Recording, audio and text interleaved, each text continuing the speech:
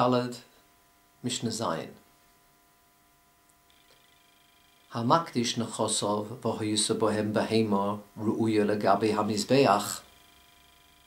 Someone who made his possessions hektish. And among those possessions were animals suitable to be brought on the Mizbeach. Zachorim and Akavas, male and female animals. Rabbi Eliezer Omer, Zachorim yimochru letzorki oilos. The male animals should be sold to those people who need oilos. And Akavas yimochru letzorki zivchei shlomim. The female animals to those that need shlomim. Explains the Bartanura. When someone said his possessions were hektish, what that means is the items should belong to bedek habayis, which means the upkeep of hektish, not to be brought directly on the Mizbeach. However, once the items, these are animals, are suitable to be brought on the Mizbeach, they must ultimately be brought as korbanos. How can that work?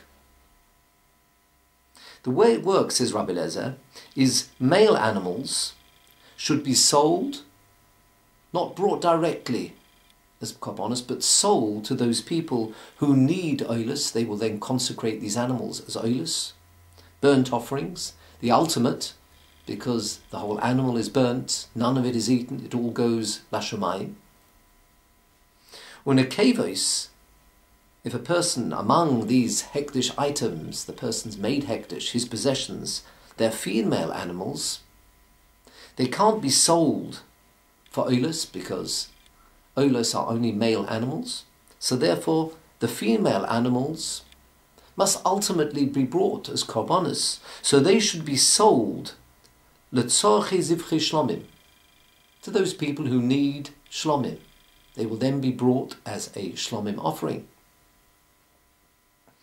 Udemeim, and the money that's received from those sales, yiplu, will fall, im sha'on chosim, with the rest of the possessions, which the person has said are hektish, lebedek habayis, that would all fall for the upkeep of the Beis Hamikdash.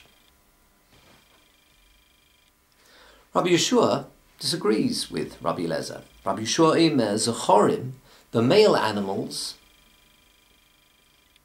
Zachorim atzmon, yikorvu oilos, they themselves should be brought as oilos.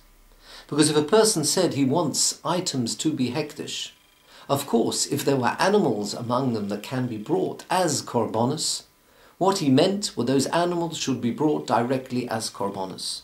And therefore the male animals can be brought as the higher level oilos, totally lashamayim. Unakavos, the female animals, yimochru letzorchei zivchei shlomim. What he wants is those animals to be brought for that highest level, which is oilus. But these are female animals. The only way to do that will be to sell these actual animals, the female animals, letzorchei zivchei shlomim, to those people who need shlomim.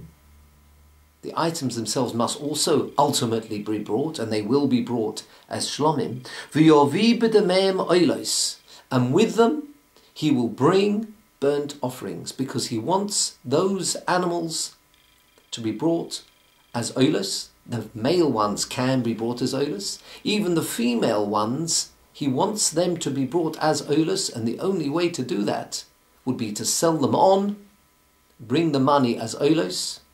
But as they are female animals, and ultimately themselves must be brought as korbanos, they will be brought as shlomim to those people who need them. Ush'ar nechosim, but the rest of his possessions, yiplu lebedek habayis, will fall to bedek habayis for the upkeep of the Beis Hamikdash.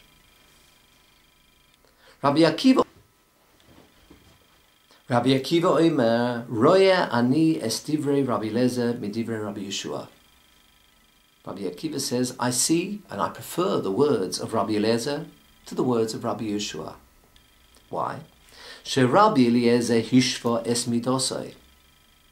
Rabbi Eliezer used his method uniformly across animals and other possessions. He said they all belong to Bedek Habayis.